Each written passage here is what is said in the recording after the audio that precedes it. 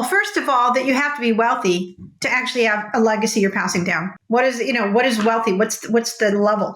If you have a motorcycle and you have 4 kids that want that motorcycle, you now have something you're passing down to a new generation. So it's a myth to think that it only applies to rich people. We have a legacy, and we're passing down a legacy whether we're choosing what it is or not. So it's a myth to think that anything you do has zero impact. Whatever you do or don't do has no impact. Anything we do will have an impact on the next generation. Better Than Rich listener, you're in for another treat today. It is our first conversation that we get into centered around cryptocurrency and generational wealth and blockchain. And frankly, I didn't even know the difference between. I was like, what is a blockchain versus what is crypto? And Maryl does a good job at explaining what the differences are. And she goes into how to hedge against different inflation points that are coming your way, how to plan for your future. Andrew, what were some of the things? It was a pretty unique conversation. She has a really awesome, unique personality and very descriptive. What were your thoughts? Yeah, she's awesome. And she has so many insights. I mean, I love the fact that she's actually teaching people who are trying to create generational wealth how to kind of harness this speculative play of crypto. She has her book, Taming Crypto, that's coming out here soon that I encourage everyone to check out. But how to actually envelop this into your portfolio, not as the only part of your portfolio, but as part of it.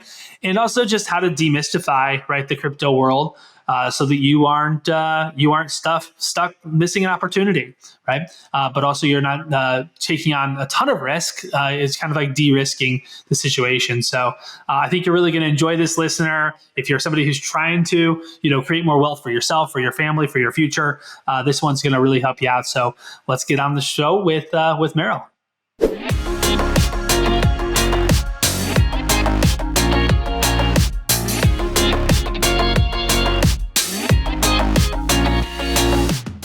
Welcome back to the Better Than Rich Show. I'm Mike Abramowitz. I'm here with Andrew Biggs, and we have Maryl Gladstone today, and we're going to be talking about generational wealth. We're going to talk about crypto. We're going to go in all different directions. Maryl, welcome to the Better Than Rich Show today. Thank you so much for having me. Pleasure to be here. Well, I'm looking forward to this because we had a very brief exchange. We went deep pretty fast due to Kathy Kristen, who is on the podcast, and we went in several different directions on an investment that we did together, and then talking about family and kids and death and I mean, my goodness, I feel like we had just a great heartfelt conversation in a very short period of time in our very first interaction that I said, wow, it would be really awesome to bring you to our audience. And I'm really thankful and grateful for you to be here. I know how busy you are. I know the connection that you had with Kathy through Cody Sanchez and a community. And I just kind of got brought into the mix just because I'm friends with Kat. But thank you for being here again. And I know there's so many different directions that we could go with this conversation. And I'd love to start with you, Maryl, as getting into this generational wealth type of, tell what's the origin story? What is generational wealth? What is a generational wealth strategist? I know some of our listeners might know you, but maybe they don't. Like, tell us a little bit about who you are, who is Maryl Gladstone, and what does it mean to be a generational wealth strategist, please? Sure. So I basically fell into the responsibility of managing 9 trusts. And my job, amongst other jobs, was to make money for the trust for generations to come. And so I began to see that I had a really interesting way of talking about generational wealth as more than money, right? That for me, and it was more than legacy. It was really how could we use our resources that are our financial resources and our personal resources to create generational wealth that went beyond money. And so that is when it was clear to me that that required strategy. And so I took on the name of generational wealth strategist to help people understand that it's more than just invest money and hope it lasts for a long time. And it's more than just the money moving from one generation to another. Like there's so many other things that we can pass down to other generations that are important. Health and well-being and psychological health and family unity, as well as money. And I've seen so much dysfunction when money gets passed down between families that I thought, what, we can do better than that. So that's what had me step into more of a holistic approach to generational wealth. Yeah, I love that. And I recently was engaging with a gentleman named Andrew Howell. I don't know if you're familiar with his book, Entrusted, but he talks about similar things and just, hey, what we're passing down isn't just money. In fact, if you just pass along the money, a lot of times it gets lost, right? Because you didn't pass any of the principles down with the money, and then it gets squandered. And so that's an interesting wrinkle to this all. I definitely want to get into crypto and your new book that's coming out, Taming Crypto. I want to learn more about that. But I feel like there's at least one more curiosity for me, at least, on this topic of generational wealth and helping people plan their financial futures. Yeah, tell us like some of the big, I obviously don't want to get into too many details, but like what are some of the missteps or myths about passing this money along that you've found in helping families actually plan for the passing of the torch? What would you say to that? Well, first of all, that you have to be wealthy to actually have a legacy you're passing down. What is wealthy? What's the level? If you have a motorcycle and you have a motorcycle and you have 4 kids that want that motorcycle, you now have something you're passing down to a new generation. So it's a myth to think that it only applies to rich people. We have a legacy, and we're passing down a legacy whether we're choosing what it is or not. So it's a myth to think that anything you do has zero impact. Whatever you do or don't do has no impact. Anything we do will have an impact on the next generation. And that we don't need a will or that we don't need a structure is also, if we don't have a lot, is also not accurate. Because to me, at the end of the day, our job is to be good stewards to our next generation. So by having things clearly articulated, even if it's a piece of paper or a will or it's a trust, to me, empowers the next generation to stay together, to work things out, to create a new definition of family unity.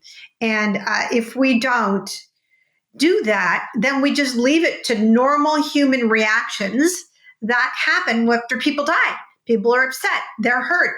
There's a lot of division. So for me, to think that you have to have a certain amount to take that on is irresponsible, honestly. And if we want to get tactical on that for just a moment, say, I'm 38, I'll be 38 this month. And I think about at what chapter does someone really start getting serious about passing on these principles and passing on their lessons or passing on the actual wealth, creating that will, but not necessarily just the will, but like just these principles from it. How, if we want to get tactical, where do they document this? Where might someone want to begin? Because here's the thing, there's a Buddha, I think it's a Buddhist principle. It's like, everyone knows that they're going to die, but no one thinks that they're going to die or something like that. Like, it's just like this principle that's like, we all know that we're going to die, but at the same time, we don't believe it's going to happen to us. It's something like that. So it's hard to prepare for the inevitable when a lot of people are almost like disillusioned of when that's going to happen to me. So what's like maybe step 1, step 2, step 3, starting in that, what do you take a client through, or what might you say to that? Well, this to me all stems from values.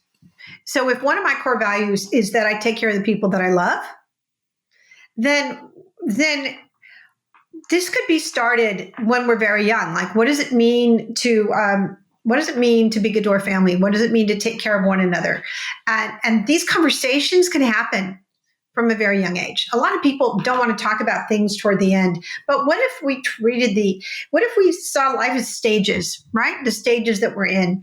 And then there's a stage when we come to the end, and we can be really empowered at each stage. So I feel like these conversations can be had without it being weird or macabre. It really any age, right? So these conversations can begin, like I said, at any time. You could even have it with our children. Like, this is what we do to take care of one another, and this is what mommy and daddy does, and this is, you've got a pet. How do you take care of your pet? So I don't mean, that's tactical in terms of how do we approach the conversation. A lot of people don't want to think about the end, but for me, that's less about the collective and more about me. So I started in my 20s, and I had a life insurance. I bought a life insurance when it was very inexpensive, and I didn't even have a child. And I don't know who I made the beneficiary at the time, but then I ended up having a child. So I have life insurance for very little money because I started early, and it also ends up being an investment. So I feel like the sooner we begin to put things into place to take care of the people that we love, knowing we don't know when our time is up, the more at ease we can be in terms of living and being present. So I say, as soon as you think about it, I mean, in your early 20s, you could have a life insurance. Like, there are things you could buy that are investments that ultimately can then serve those needs of the future generations when the time is right.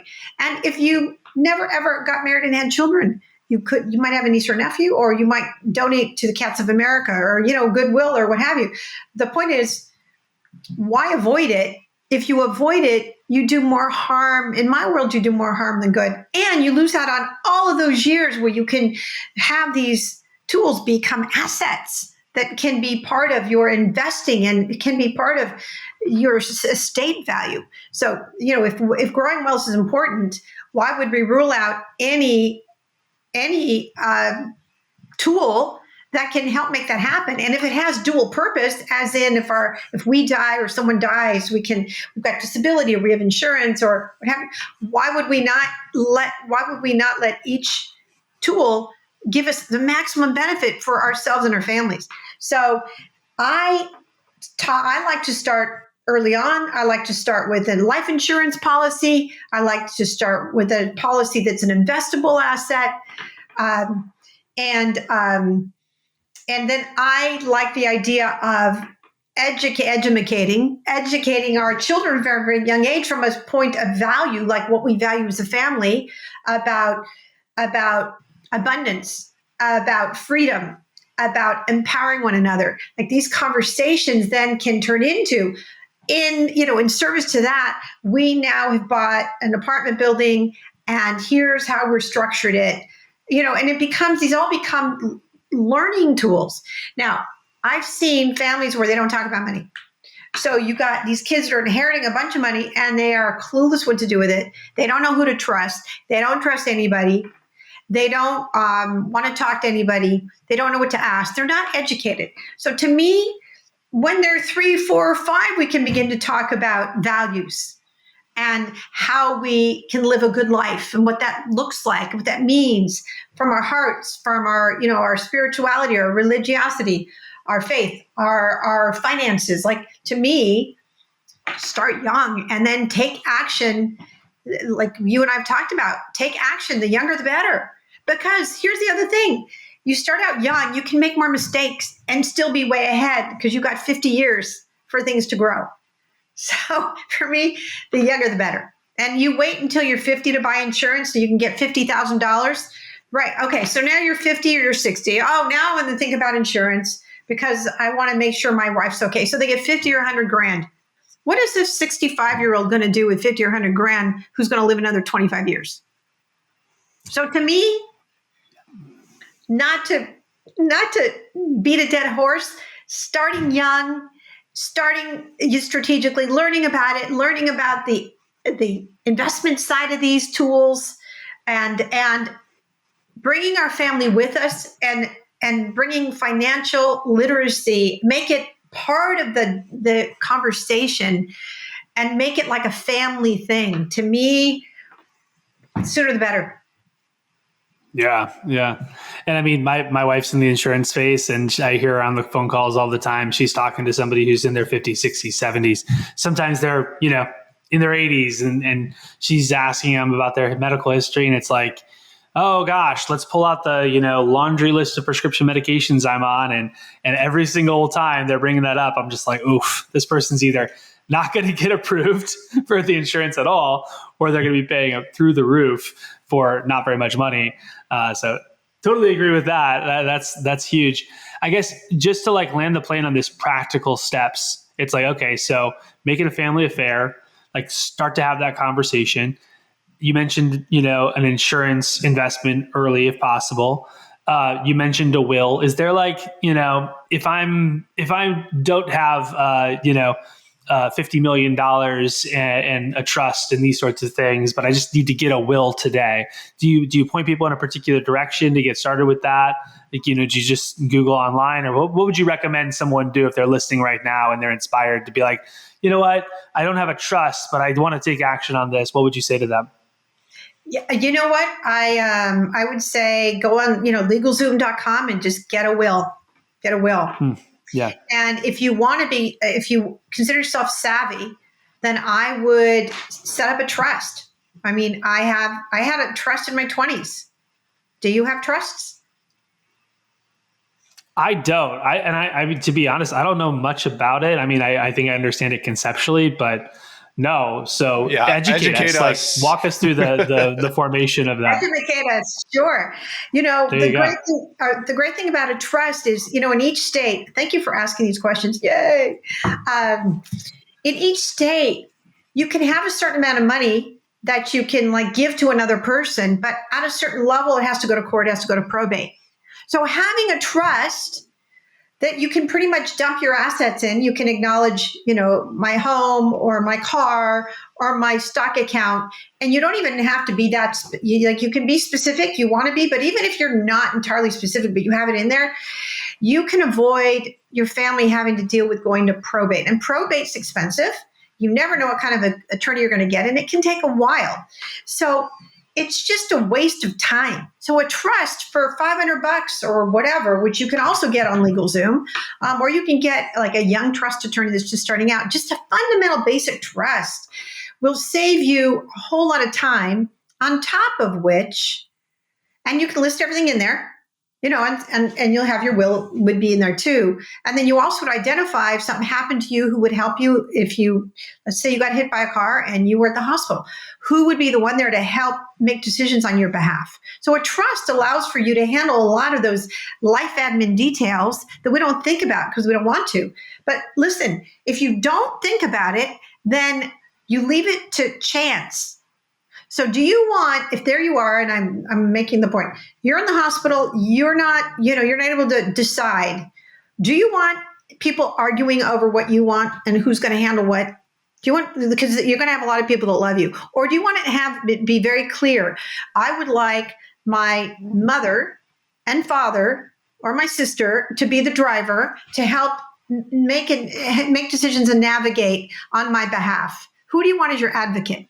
So a trust allows you to avoid probate. It also allows you to clarify, if I died, I want to be buried or cremated. By the way, if something happens to me, this is my advocate who I want to speak on my behalf. And you want someone who's a complete bulldog, who's going to advocate if you've got a medical situation. You need an advocate, right? And then it allows you to identify who is of sound mind and good with finances to help with financial stuff. So think about a trust as, like what happens if something happens to me, document. So those are reasons to have a trust, on top of which you can always add more assets to the trust. And there's multiple kinds of trusts. As you get more sophisticated and you become more of an investor, then there are all kinds of really interesting strategies for legal entities, from trust to LLCs, where you can invest and you can do tax management through trusts. And you can also do tax management through insurance policies, which are different types of trust. So trusts have got, you can do fundamental trust, and then trusts are tools for wealth, for growing wealth and for keeping wealth. So I know it's got layers, but just at the fundamental level, to have will and to have a trust where you articulate, listen, the shit hits the fan, something happens to me, here's who's going to do what, and it can be collaborative, but here's the point person, and you really, do you know how much anxiety we would have even if we're unconscious if we don't have someone that knows what's where and what we need or want? So it really gives peace of mind to the people that you love to know how you want things managed for yourself. So yes, you can get them on LegalZoom. You can find a young trust attorney. Even complicated trusts are $5 to $10,000. A basic trust might be under $1,000, maybe $500. Like, why would, if that, maybe you buy it and then you have someone review it for $200 or spend an hour with an attorney. Like, literally, to not have a trust is sadistic. Okay, well, take it. Yeah, we just got called out on our show, Mike. It's like, well, after this, our next meeting tomorrow, we have an executive meeting. That's probably what we're going to do. We're going to have to set up our trusts. So this is great, Meryl. We really appreciate that. Yeah, you could be each other's, interim advocates, for example, right? Let's just say your spouses are, you just don't know if they can handle it. You could speak to the spouses about it. Obviously, if you've got a good spouse or someone in your family, it's good to talk about it. But if you're not comfortable talking about it, you could have each other as the interim, right? Have someone who's got your back. Period. Well, you could even have key person insurance, right? In a company, like, I could have a life insurance policy on Mike, actually, as a key person inside our organization, or vice versa. It's actually an interesting strategy too to consider if you're an entrepreneur or in some sort of business partnership. Yes, but Mike, what's coming up for you?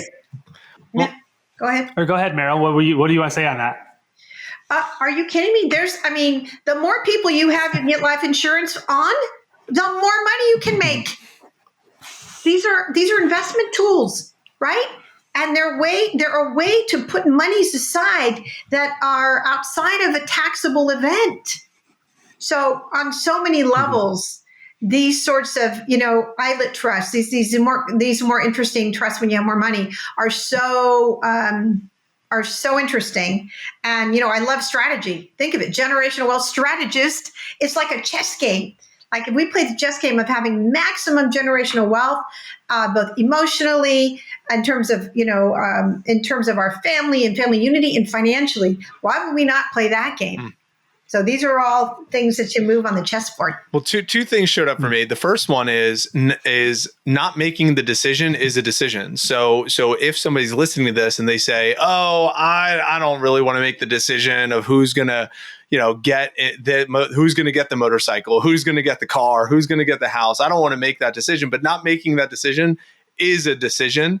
And therefore, it's either going to be deferred to the state, or it's going to be deferred to chaos. And then, you essentially, by you not making the choice, that is a choice, and there's going to be chaos when you leave. And that's kind of, we want to bring some awareness to the decision making on the counterpart of the human that's still with us before they leave this place. That's the first thing that showed up. The second thing that showed up is we had a conversation on the show with Chris Larson around cash value life insurance policies, and he gave us like a whole master class on how cash value works, because that's how I model some of my investment strategy. In fact, the investment deal that you and I went in together, Meryl, I borrowed against my wife's cash value policy because I have one for myself, I have one for her. So I took $25,000 from her policy, and it's growing inside that account at approximately that 4 to 6% range. And then it's also over here working in that other deal that we put the cash into.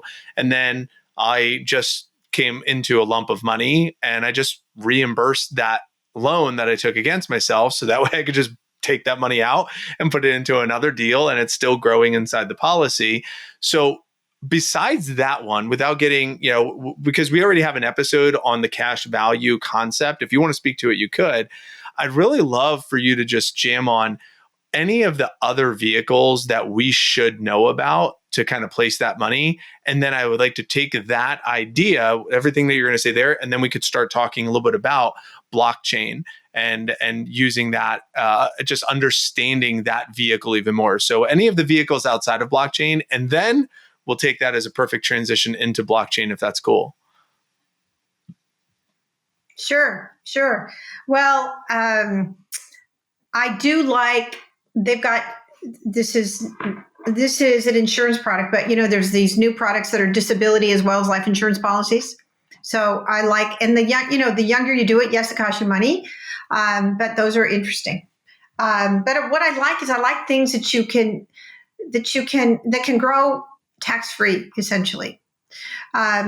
So, regardless of I love that idea that we can borrow against our insurance or our IRA to invest in other things. So rather than the types of investments, to me, it's where to get the cash from.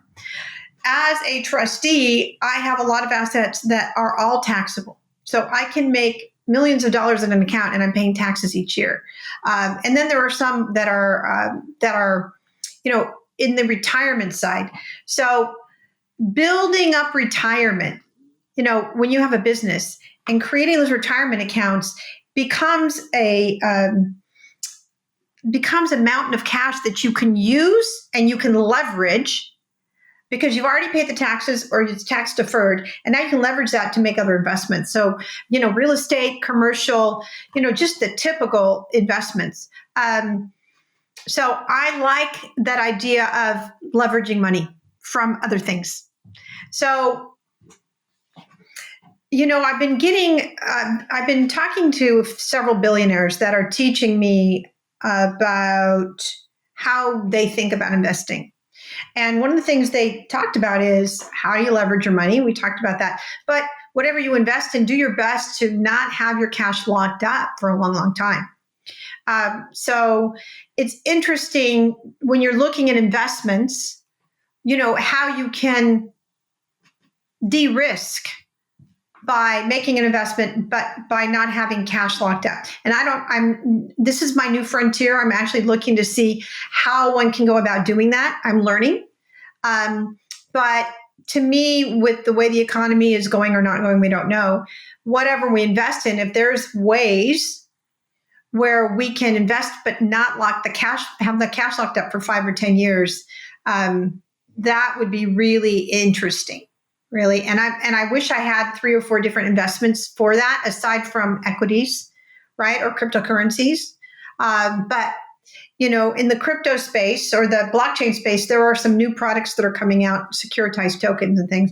But so I'm looking, the specific things I invest in are more traditional, right? So I've invested in real estate, I've invested in industrial and commercial, multifamily. I like to be the last money in, because if I'm the last money in, then pretty soon they're going to, it's going to, if I can, it's going to then pay out soon. So it's more about that than what specifically to invest in, right? But I mean, I find people that I like how they think. And then I like what they're doing. I vetted the investment. Like Cody's an example, just how she thinks. She's a big de-risker. Like, how do you have the biggest bang for the buck, right? And how do you have diversification and how do you keep your money flowing? So that's my new frontier. So I don't have, I'm more of the traditional invested in stuff, and it's generating income for me, right? But I have it for 10, 15 years. So I wish I had more on that. That's great. And I also love the humble, humble aside comment. I've been talking to a couple billionaires lately about their investment strategy. And it was pretty cool to hear just kind of how connected you are with all these folks. I'm curious, you're mentioning, hey, I'm more traditional, but then your book is Taming Crypto, right? So it's like, okay, you're leaning into this new frontier. You're this pioneer in many ways as well. And so, talk to us about your crypto secrets. Why crypto? Why are you interested in this as someone who's trying to build generational wealth? we were talking offline. It's like, it's speculative. Like, is that even something that I need to be worried about, or shouldn't I be worried about these longer term investments that are safer? So what got you into crypto as a generational wealth strategist? And, tell us about this new frontier so we can, learn more and invest more and make more money. Oh, sure. All right. Well, as a generational wealth strategist, I already told you my job is to make money for these trusts over time. And when it came to blockchain and crypto, I like the technology, and future technologies are disruptive and they tend to be super profitable over time. But I was really lost when it came to blockchain. I didn't understand it at all. So I went to my traditional advisors and they said, it's too risky, it's too speculative, talk to the hand. But I just knew in my gut that these represent the future of our economic, of our economies. Blockchain and the technologies that support crypto. Not so much crypto, but just the blockchain. To capture it. So Can you explain real quick the difference between crypto and blockchain? Just to capture that, so the listeners, because I just want to make sure that is captured, whether it be right now or at some point, just so that is clear. Sure. So blockchain, think of it like this. Blockchain is like the train tracks, and crypto are like the trains that go on top of the track. So blockchain is the internet. So we had the internet before we had nothing, and then we had the internet, and then we had websites. Okay? Now websites come and go, but the internet is here to stay. Blockchain is like the internet. Cryptocurrencies are like websites. Some will stay, some will leave. But the blockchain technology, like the internet technology, is disruptive and is a new foundation upon which new economies, new systems are being built. And I mean, on the macro level, just to carry this on, to go down the rabbit hole a little bit on this, I was at Consensus in Austin, and one of the biggest promoters in the space was Circle, which is responsible for the Fed coin called CBDC. Are you familiar with that? CBDC? Not. Okay. So it is the centralized coin, digital coin of the federal government. They were one of the biggest. Yeah, I've heard them wanting to try to get it going. Is this a real thing? Is it launched at this point, or is it is real? Yeah, it should be up and live in December. On top of which are banks, JP Morgan, Chase, Wells Fargo, Bank of America. They have filed over 350 patents to create their own digital coin. So now in our banking, in our centralized system, so I'm going to make the distinction between decentralized and centralized. Centralized is what are our traditional systems, where you have intermediaries that control transactions. Banks, right? They control a transaction. You want to send a wire, you got to go to the bank. You want to get money from your ATM, your account's in the bank. Decentralized is you to me, it's peer-to-peer. There is not a central authority that is allowing for the transactions. There's no middleman. So currently, the current cryptocurrencies have been done as peer-to-peer transactional units of value, right? So I have a wallet on my phone. You have one on your phone. I can send you Ethereum or whatever crypto coin. I can send it to you. You have it through your receiving address, and then you get it on your phone. And it's essentially our wallets now are our phones, right? When it comes to decentralized cryptocurrencies, which are digital currencies. Now the government's getting in on it. They're like, forget this whole decentralized stuff. We want to actually get in on it too. So now we're going to use the blockchain which is those railroad tracks, and we're going to put our own train on it. And it's called a centralized programmable digital coin. And the banks are going to have it too. And you're not going to know with your ATM card whether you're paying with your digital coin or your dollars. Your traditional dollars, fiat. It's called in the distinctions in the crypto world, I'm learning, is fiat is considered euros, dollars, yen, right? The stuff that's made, the currencies, the money that's made by governments. And then there's central banks.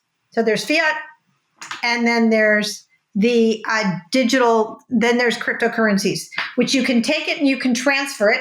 You can take your fiat money, your dollars and euros, and then you can put it into an exchange, and then you can get different kinds of cryptocurrencies. And it's, it's like going, you go to the airport and you want dollars for yen, you go trade it. Well, it's basically a digital version of an exchange. So it is real. Yeah, it is one happening. One thing that's interesting that's coming up for me, and I actually wrote this down before you mentioned it, was just like the idea of government intervention and them getting involved. I mean, cryptocurrency in general was largely I don't know if it's largely, but certainly one of the themes is rebellion against centralized control, right? So the idea of this decentralized blockchain with, that allows for this sort of thing was to circumvent some of the privacy measures and some of the just like the always having to pay the middleman measures, and also, quite frankly, some of the the reality is we've printed more money, fiat currency in the United States in the last couple of years than has been printed before, all of the rest of the years. And so it's like we're devaluing our fiat currency in real time. And one of my concerns with crypto that I would love to hear you speak to is just like, okay, well, isn't the government just going to get its hooks in this now and then completely corrupt that as well? And then all the utility that we saw, maybe not all the utility, but some of the utility, at least, of some of these tools is just going to be washed away because ultimately some sort of top-down bureaucrat is going to try to control it. What would you say to that? And again, I'm partially expressing a concern. I'm partially playing devil's advocate, but I'm curious from your perspective. What would you say to that? I'm curious. Well, listen, why would the people that have been in power all these centuries give their power away? Of course, the people that are in power are going to retain power over resources. Why would they not? So, yes, the government is going to get involved and is already involved in blockchain and new technologies, and programmable money. Basically, is a concern for a lot of people that right now we can use $1 to buy coffee. With programmable money, if they decide that they don't want us to buy coffee from Colombia, now it will work for coffee, but not from Colombia, right? So there is concern that the government could become more controlling of what we buy, how much we buy, how much we can spend. And, we've seen that banks are more restrictive in terms of how much money we can put in an account or take out or put in. Right? There's a whole lot more micromanagement of our money.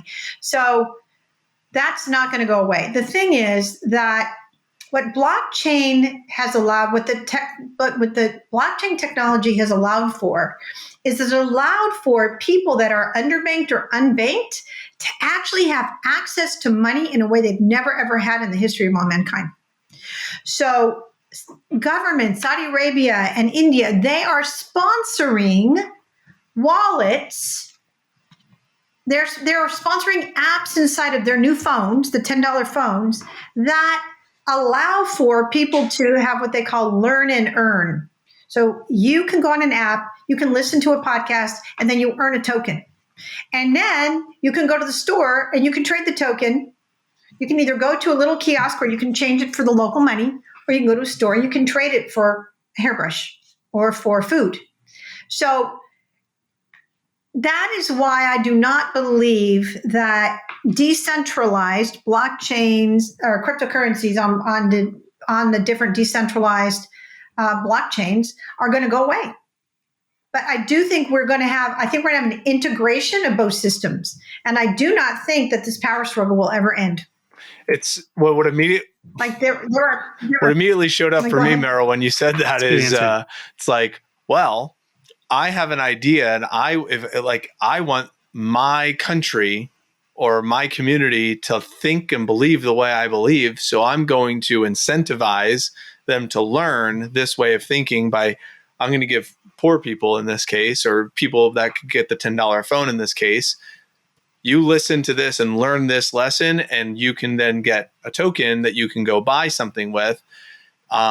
I really think it's a brilliant strategy from the higher ups who are people like that are running this. I also could potentially see the danger in if some of these, I use the word manipulation, but it's a harsh word, but that's exactly what it is. It's influencing decision making in alignment with what your beliefs are for whatever it is that you want the people of your country to believe. I mean, it's a brilliant strategy. I also get concerned with, well, what if that podcast that they're listening to in exchange for a token is something that is detrimental to mankind, or detrimental to the environment itself, or detrimental to other humans, or something like that? I guess that's up to the human to decide on whether or not I want to listen to this thing for a token. Is that kind of the way of thinking? It's like, hey, it's free enterprise. This is just another opportunity for someone to learn and someone to earn in just this fashion. It's fascinating, though. That's the first time I've heard this. But the people that I know that are creating these learn to earn apps are good-hearted people and are really interested in empowering and educating people, not indoctrinating them. Could that ultimately happen? Yes. The government can say, oh, we're going to do an app and we're going to talk about, governmental systems, right? Or political parties. So yes, it could happen. Currently, the people that are creating learn to earn models are really educators, kind of like lynda.com. So they want people to be able to learn about different talents, different skills, new ways of thinking, around consciousness, around entrepreneurship. They're really more kind of almost like an online, when you go and you study how to be a mechanic, what do you call that in school? A trade school or something like that. It's almost like learning different trades. So there's a lot of learning. But yes, could it be hijacked politically? No question about it. But who's to say our multimedia, our social media hasn't already been hijacked? Yeah, that's certainly true. And I think that's becoming increasingly clear for a lot of folks. I mean, I know we got into this like sort of like governmental overreach sort of idea, but I guess one of the things I'm sensing from you is that you do anticipate the governments of the world getting involved, but that, I don't know, maybe that's actually a benefit, at least to the asset class itself, or, to the overall, sector of blockchain, of crypto. Maybe it even de-risks it a little bit because there's a little bit more regulation. I mean, we saw what happened with FTX or these different exchanges, and all of a sudden it's like, yeah, I was a millionaire yesterday and now it's gone. And Sam Bankman-Fried has just run off to the Bahamas with my money or whatever. So, maybe it kind of does calm the waters a little bit, makes it a little bit safer for Joe the plumber to get, feel comfortable getting on these sorts of investments. But I don't know. I'm curious, what is your, like, from a financial perspective, is that your thesis? And if so, why? And if not, why? Well, Coinbase is based in the States and they're a publicly traded company, and they're very frustrated because they would like regulation. Then they've complied as much as they can, and they're looking to actually leave the United States if our government doesn't create some structure and some regulation. So I do believe that there's a benefit to having a hybrid version of exchanges, right? Where we have centralized that are also governed. I think the more we have some safeguards, the more we'll have mass adoption. Right now, we got a bunch of people that are renegades, and they like that there's not mass adoption because they're able to, make a lot of money. We've got a lot of billionaires and trillionaires in the space. A lot of them were strategic. They got lucky, and there is no regulation. So, and they're not required. Let's just say I happen to know someone who bought $100,000 worth of Bitcoin at $8. And I don't know that they've sold it at all. That's now $500 million up to $500 million or 350 million or whatever that may be just sitting there in a wallet because, why liquidate? When you can borrow against it and now you can buy stuff and you don't have to.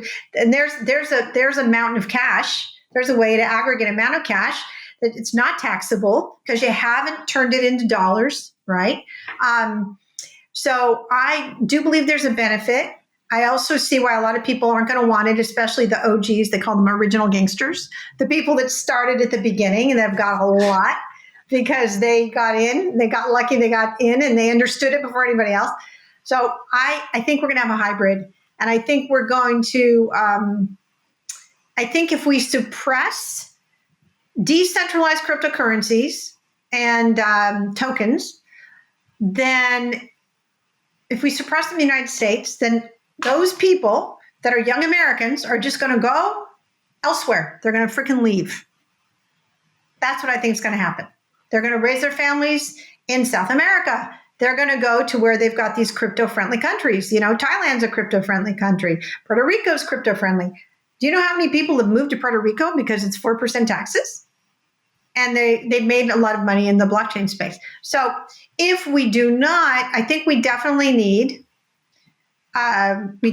need some structure so that mass adoption can occur. But I also do think we need to keep some of the decentralized aspects there with provisions for people that are thieves needing to go to jail, so that the new wealth that's coming from blockchain does not leave, because it's already not here. It's on people's phones. It's on people's phones wherever they are, or it's in a little device that's maybe this size in their pocket, wherever they are, and that's where their stuff is, their money is, and it's borderless. So I think our country's going to decide: do we want to keep the young blockchain entrepreneurs and crypto entrepreneurs? Do we want to keep them in our country, or do we care if they leave? So I think ultimately our government's going to really decide the exodus, the amount of the degree that we have an exodus from our country of citizens who frankly feel more global now than they do American. And before we head to our final three questions, I just want to ask you this: if it all worked your way and everything went perfect, if I'm understanding right, the crypto that we have that's growing tax-free because it's sitting in this wallet can be borrowed against or can be leveraged for other investments, but that can only happen if it's centralized. Because like if I have $100,000 in crypto in my crypto wallet and it's just sitting there, that doesn't qualify me for a loan or a mortgage or something else. But if it's centralized, then potentially it could either be borrowed against or leveraged in some way, only if it's centralized, if I'm hearing that correctly. So my curiosity is, number one, is that the case? Number two, if everything went perfectly your way, what do you want to see happen, or what would you want to see happen that you're kind of like rooting for to take place? Well, no, there are decentralized lenders and then there are centralized lenders, right? So I like that idea that I like the idea of the cryptocurrency, Bitcoin and Ethereum, to be declared a kind of currency. And I like that idea that we can borrow against it. And like any margin account, we'd be smart about how much we borrow, right? So I do think the more we let people in the space that have built wealth utilize that wealth, and invest back in the country, right? Invest in real estate, invest in the more traditional investments, the better. So, but, we don't, so I don't know what's going to happen. But to me, the more we let people use their assets and reinvest it, whether they're decentralized cryptocurrencies or they're dollars, the more our economy is going to grow. So I think that's the best of both worlds. But I did want to say, why would I even bother with this, right? Why would I care? Because once I found experts in the space and they taught me, I realized that knowledge was not enough, that I actually had to do it. So they guided me, and then I made profit, but it's still speculative. So I have to explain to my beneficiaries, why do I want to invest in a speculative, investment or market? And so that's what had me write the book so I could explain it to them. Then I realized if everybody could understand, and if everybody had a digestible, bite-sized way to understand it, then they could begin to see the benefits that could accrue to them as our economic systems adjust to more blockchain and more of these new technologies. So I ended up writing Taming Crypto as a story, a fictional story with this crazy cast of characters, and they go through these 7 phases to ultimately, get their ranch and their horses. And the book allows people to go step by step to learn how to get into the blockchain space and invest in crypto in a way that is digestible, easy, and they use their mad money, right? They don't use their main money. They use a little bit, so they start to get to know it. So I think it's important that we get to know it because it is going to be part of our future. It already is in our future. That's now. Great. Yeah, absolutely. And I think, for the listener, like certainly like a super practical step is like, what she said about the mad money. It's like your YOLO fund, right? Where it's like, hey, you only live once. Don't put like, your next mortgage payment, into the crypto investment. Make sure, you're not necessarily investing more than you're willing to lose. I've certainly seen, very strange portfolio makeups where someone says, I have no other investments, and I just, I had 60 grand lying around and I put it all in Bitcoin. And it's like, okay, good luck with that strategy. I think diversifying and making sure some of the big rocks are in place too, and then educating yourself over time. I love this, Maryl, and this has been super cool. It's really cool how you're incorporating crypto into this generational wealth journey that you help people on.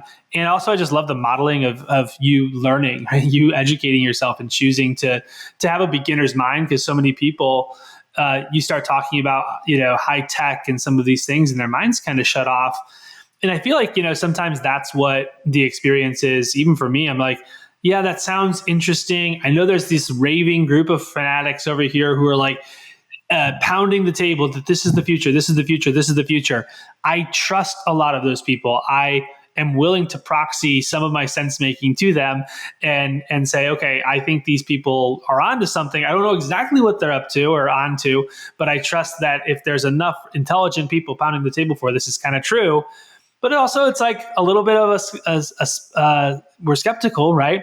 And I think about AI as an example. It's like, how often were people talking about AI is the future, AI is the future, AI is the future, 10 years ago. And in 2013, we're like, yeah, right. Yeah, I saw your Boston Dynamics robot. It sucks, but now 10 years later, we're like, holy shit, it's a complete revolution. And we're all on ChatGPT and we're on these AI tools. And it's like, taking over, and it's reached that mass market.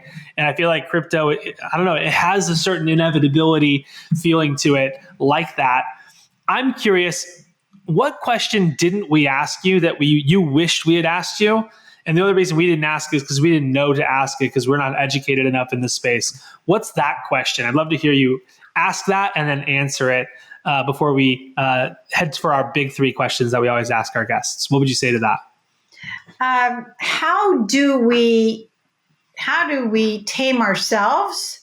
How do we tame ourselves out of the fear of missing out of FOMO, out of FUD, indecision, and how do we approach this crazy economy with all of these different aspects that we haven't really ever seen happen at one time? And how do we move forward in the face of it? Great question. How do we do that? Because, I think that's driving a fair amount of the speculation, and it leads to these, kind of horror stories too, where, people do not maybe get overly leveraged on certain investments. What would you say to that? Yeah, well, I say understand what being a savvy investor entails. What are good due diligence practices, regardless of the asset, regardless of what you're going to invest in. Use your due diligence. Have a plan ahead of time Don't just arbitrarily go, oh, I think I want to invest in that. Like, really know if you've got 100%, you want so much in real estate, you want so much in new disruptive technologies, you want so much in, cryptocurrency and decentralized that is outside of the United States. Like, think through a plan and then operate from your plan. And listen, we've gone through a lot of ups and downs and a lot of economics ups and downs. And we will get through anything, but the more prepared we are with our assets and with what we've invested, and the more prepared we are to benefit if the economy goes down or the markets change or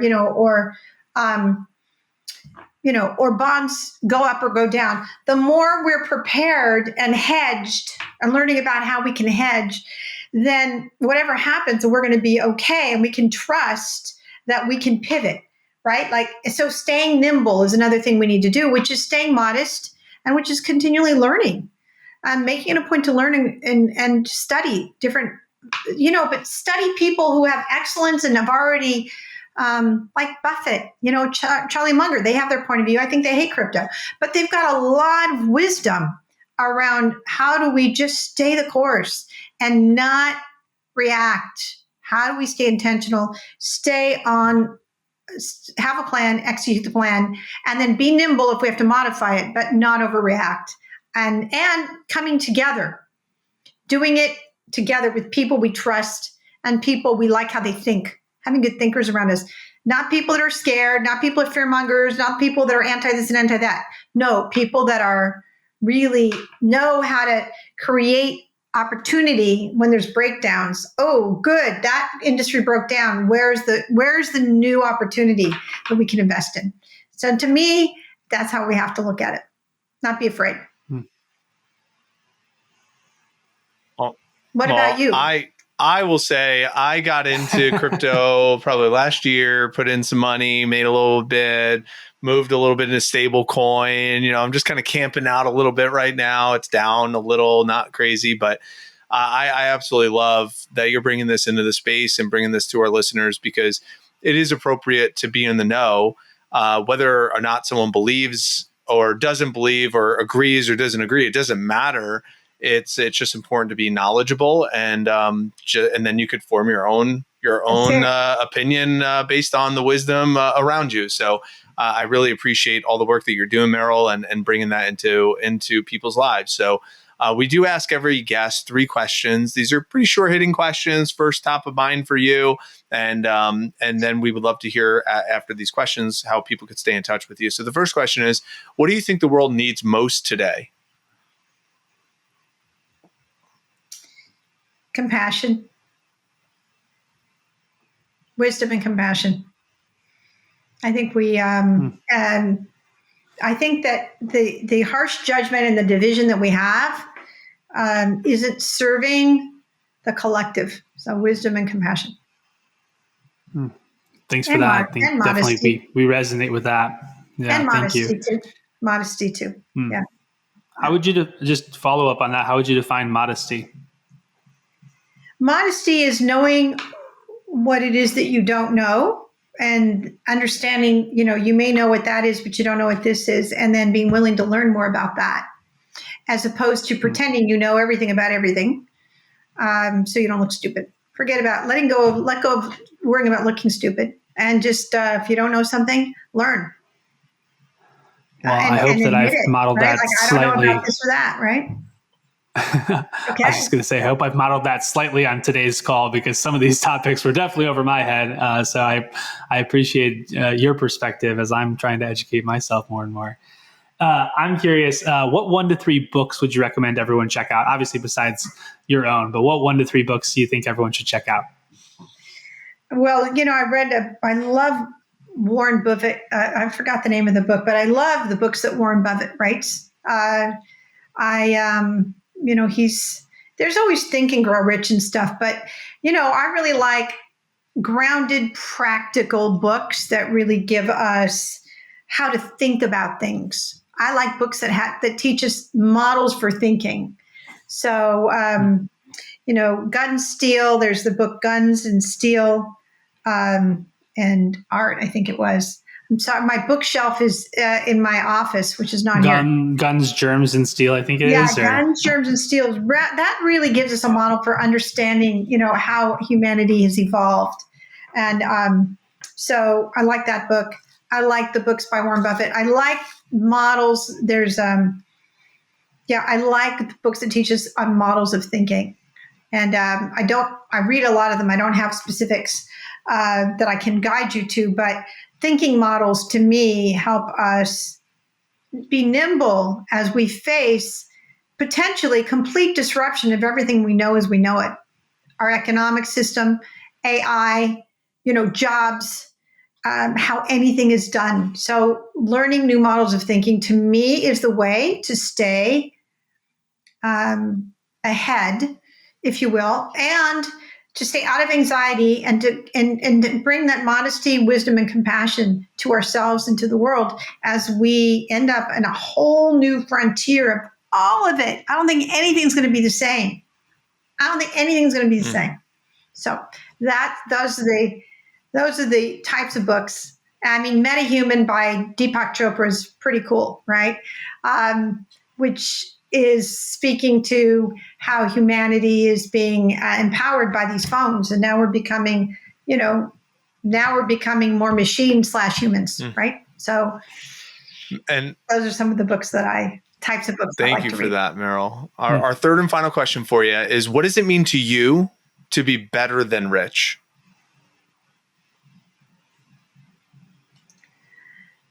For me, I like this idea of how do we make the pie. The friends I was telling you about that are talking to me about investing, right? I like this idea of how do we take a pie, make it bigger, so more people get more of the pie. That idea of win-win-win, and how do we actually make bigger pies and more people can enjoy it. So for me, empowering the collective while we all grow in abundance and in connection, to me, that's better than rich. Imagine you got money on your own. That's great. So you're driving around in your sports car by yourself. You got a yacht. You've got a captain. It's you and the captain. You got a house on a lake. It's you at the lake. You're begging for strangers to come eat hot dogs with you. No, that is not rich. Yeah. That to me is bankrupt. So better than rich is how do we be rich in all ways? Yeah, I love that. And it's just that non-zero sum game mentality, right? Abundance of growing the pie, and then everyone gets a bigger slice. And it's just a cool idea. It's like, do you want to be like the richest person in the society and everyone else is poor? Well, then you can't even really leave your compound, right? Because you're, there's crime in the streets and there's poverty, and, you don't want to, there's not a great environment for you to even enjoy. And so I think that the people who are doing it right are concerned about the welfare of everybody. Obviously, you have this book coming out, Taming Crypto. You're online. Where can people learn more about this if they want to follow you and get involved a little bit more in the movement? Sure. So Taming Crypto is on Amazon on pre-sale for 99 cents until it goes live August 20th. So for 99 cents, Amazon Taming Crypto, you can pre-order. And then MarylGladstone.com. And we'll be putting together some different events and inquiries and conversations. And we're going to do fundamental training on how you could start it, like how to even start. And I've got a cybersecurity expert that's helping me with making sure we deal with the security before we do anything, right? How do we set up wallets securely? And so I'm excited. MarylGladstone.com. So the book on Amazon, and then MarylGladstone.com. Great. Well, thank you for tackling that and making that your masterpiece, and educating our audience and your audience and the world all about crypto and blockchain and how to be on the cutting edge of this content. So, Maryl, thank you so much for being here and offering this counsel to our audience. Andrew, as always, thanks for being here. And listener, thank you for tuning in today. And assuming this episode helped you, please share it. Tell other people about it. Check us out on YouTube if you're over on Spotify or on Apple. Get the video version of this. And as always, remember, leave today better than you found it. Till next time. See you soon.